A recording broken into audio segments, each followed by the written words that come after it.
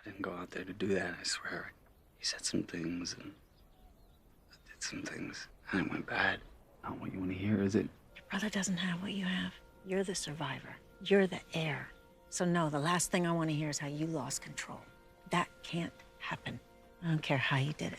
I don't care why you did it. All I care about is that you can control it. There's a fight coming, and you have to save us. Can you? Hey guys, Kiwi here. In this video, I'll be breaking down and analyzing Season 3, Episode 6 of Fear the Walking Dead, Red Dirt. With that being said, warning of spoilers for everything in the show up to Episode 306, and let's jump right into this. So the episode starts out with Nick and Jeremiah shooting guns together, while Alicia continues her flirting with Jake. During both conversations, Nick and Alicia express concern about their mother being gone for so long. And speak of the devil, Madison's group finally arrives back at the ranch, and all their families run to their aid. Vernon declares that they need to know what happened, but Troy and Jeremiah want to discuss things in private so they don't scare the people. Mike starts yelling out that everyone died, and even though Troy tells him to shut it, Mike still continues to give Walker's message, which is that if they stay, they all die. So back at the Otto's house, Madison has a meeting with all three members of the Otto family, and this is where we finally get to hear their backstory with Walker as to why they all hate each other. Walker was apparently a tribal lawyer. He's been trying to sue the Otto family over the rightful ownership of the land. Jake mentions that he's been fending off Walker's illegal actions for the past few years, which I guess makes sense considering that Jake told Alicia last episode that he became a lawyer himself. So Jeremiah explains that he's not racist and that they've just had a feud pre-apocalypse. He thinks that Walker is a joke, but Madison calls him a threat, even to the point that Jeremiah jokes about her having a crush on him and she just smiles. Now I actually have a full video based around the possibility of Madison and Walker getting in a future relationship, so feel free to check that out afterwards as well. Anyways, before Jeremiah storms out with a headache, he tells Jake to calm down the people and ensure them that the ranch will be safe and secure, and that civilization is built with violence. As Nick and Alicia help Madison back to their own home, they give her feet the medical treatment that they clearly need. As Madison notices that Lucy is gone, Nick tells her that Lucy went south, implying that she left him, and Madison comforts him. Afterwards, Jake teaches Alicia how to use an assault rifle, and they discuss the leadership at the ranch. They mention who may take over the ranch if something were to happen to Jeremiah, and Jake explains that Troy and him will look over it, alongside anyone else that they deem worthy. So while Alicia practices shooting, Gretchen decides to pay Madison a visit while she's still recovering at her home. Now, considering that Mikey is her brother and Vernon is her father, this gives Gretchen reason to be concerned as she consults Madison on what her family should do. She tells Madison that her family actually wants to leave the ranch and that her father Vernon is trying to convince everyone to leave with them, as he's one of the original holders at the ranch, so he feels like it's his right to give his people an option to retreat somewhere to safety. And so later that night, as Jeremiah actually stares down a bottle of liquor on his desk, the ranch gets surrounded by fire. Everyone seems to worry and panic, but no attack occurs. Morning comes, and Madison, Jake, and Jeremiah hike out to one of the fires. Although this was supposed to be some sort of threat implying that Walker's group can surround the ranch, Jeremiah explains that how if Walker could have done something, he would have. He then insults Walker for being a joke once again, but Madison counters by saying that Jeremiah's people are scared. As everyone is having breakfast afterwards, Vernon walks up to Jeremiah at a table outside in front of a bunch of people, and he confronts him on leaving. Jeremiah tells Vernon that he can leave and that he doesn't need his permission, but Madison tells Jeremiah that he should try to get Vernon to stay. Now, Vernon is the same man that's been calling out everything in almost every public event this season, and at this point, Jeremiah is just sick and tired of him whining. Jeremiah says that he's given Vernon every possible reason to stay, and that he shouldn't have to bend over and beg Vernon to stay on top of it. So as Vernon's family tries leaving at the gate, Troy confronts them and tries to get them to come out of their RV. Both Vernon and Mike ignore Troy, and Jeremiah and Jake end up getting involved. Troy punches Jake, which causes Jeremiah to punch Troy. Troy flinches up and backs off, and Gretchen gets a whole front row seat of it all as she's right on the other side of the window. Afterwards, she ends up waving to Alicia one last time, and they drive off. So Madison ends up finding Choi in the bunker afterwards, and they discuss how Mike was Choi's best friend since he was a kid. Mike wouldn't even look at Choi when they left, and it crushed Choi because Mike never gave up on him before. Choi rallies his militia together in the bunker, confirming that his men will stay loyal to him and his command. Later that night, Nick finds Jeremiah drinking alone at Russ's place waiting for him, but Nick rejects drinking with him. Jeremiah rambles on until he eventually becomes angered enough to flip the table, along with escalating to shooting the ground. We saw Jeremiah aiming the gun at Nick in the trailers and considered it to be a fake out, so thankfully we were correct.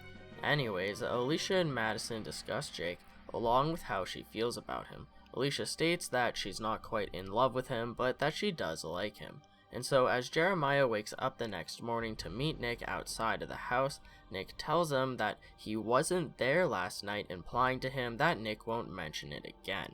Jeremiah and Nick then find a horse outside the gate, and Jeremiah worryingly tells Nick to go get his mother, as that was Vernon's horse. This leads to the climax of the episode where Jeremiah, Nick, and Madison go out in search of Vernon's family, the Trimbolds. Jeremiah seems convinced that they're dead, but they want to find out what happened for sure. Meanwhile, Alicia finds Jake getting ready to go meet with Walker, and she begs him to stay. She sure seems to care a lot more about him now that she thinks that his life is in instant danger. And more about her later, but anyways, Madison, Jeremiah, and Nick roll up on Vernon's shot-out RV as we see bullet holes through the windshield. Jeremiah goes inside to inspect the RV, and we just hear 2 gunshots as he comes out, saying that it was Vernon and Kathy. They find Mike gunned down next to the trailer, and in the back we see Gretchen eating one of their horses. As Madison finds Gretchen, she freezes and Nick ends up having to shoot her. This is a horrible turn of events, and I think that they did a great job executing this part of the story. They built up the Trimbolt family just enough for us to kind of recognize them all individually, since Mikey was with Choi, Vernon was with Jeremiah and that guy that always spoke out, and Gretchen was friends with Alicia, so we recognize them all individually throughout the first half of this season. And now for as who killed them, the first thought is that Walker may have done it, but Nick brings up the possibility that Choi could have killed them out of anger. It would give Choi the revenge that he wanted against Mike for deserting them, along with the fact that it would frame Walker and make the people at the ranch hate him even more. Nick points out that Walker took all of their gear last time, but this time all the supplies remain. Jeremiah then confesses to Madison that he believes Choi did this as well, and that he doesn't know what to do with Choi. Choi was last seen gearing up at the bunker anyways, and that was right after Mikey left, so maybe he did do it after all. Once they get back to the ranch with the RV and the bodies of the Trimbolt family, Madison starts rallying the people together, giving them a reason to fight. She first gives her own reasoning about how much she loves the ranch, and then she wishes that Travis could have been there to see it all. She mentions that Travis was killed by the same people that killed Phil and their men at the outpost, along with Vernon's family. Even though Madison knows that Choi probably killed Vernon's family, she's using their deaths as a leverage to motivate the people of the ranch to defend it. That's horrible considering that Choi should really be held accountable for the murder of that entire family. Alicia, believing Madison when she says that Walker killed Vernon's family, becomes extremely worried for Jake as Madison tells everyone that if they leave, they die. We can actually see Alicia running off halfway through Madison's speech, as she just heard Madison state that Walker wants to take them out one family at a time, one by one, out there where they're alone. She explains that Walker can't take the ranch on his own, so he's trying to scare them out. Jeremiah and Nick know that Madison is lying to their people, and Nick asks her afterwards how she could possibly sleep at night after telling such a huge lie. Madison explains that her speech has motivated the people of Brokejaw Ranch to defend their home. Madison doesn't actually care that much about the people of the ranch, she's just trying to win them over and use them as bodies for the upcoming inevitable war against Walker and his nation. Madison said that when she first got there, they would try to take over if they had to, and I believe that that's still a part of Madison's long-term goal. For now, she's working on winning the people over and turning them into a confident defense in order to protect her new home and most importantly, her kids. Madison explains that since her family will be safe, she'll sleep like a baby. But Nick is pissed that Madison didn't tell him that she was going to lie to everyone earlier. He hates how she lied to everyone, but he understands and he gets it. He would have backed up her plan if she would have just told him, so it almost feels like Madison still has a lack of trust in him considering that she didn't tell him about what she was planning to say. I hope that Madison learns from this and decides to let Nick help her in the future, as that's a bond that they should definitely want to keep. Nick tells Madison to not forget about what Troy really is, but considering that half of us are theorizing about Madison being a potential serial killer herself, I don't think that she's all that scared of Troy, even after he put a knife to her throat just last episode. Speaking of which, if you'd like to hear more about the whole Madison murder discussion, feel free to check out an entire video dedicated to that on the channel. So at the end of the episode, Troy admits to Madison that he did kill Vernon's entire family, and Madison doesn't really scold him here. She tries sympathizing with him, and I feel like this is complete manipulation. She's once again tapping into that motherly role, and she's trying to keep it genuine. She acknowledges that she understands what Troy did and why he did it, giving him a subtle amount of comfort in knowing that she gets it. Madison motivates Troy in about the most efficient way possible, and I really think that she's trying to control Troy as her own personal tool for her to use. Although Troy's morals are incredibly slanted, she realizes how many aspects he can be useful, considering he's the leader of the militia, along with one of the 3 members of the Otto family. Well, that's pretty much it for the episode. What did you guys think?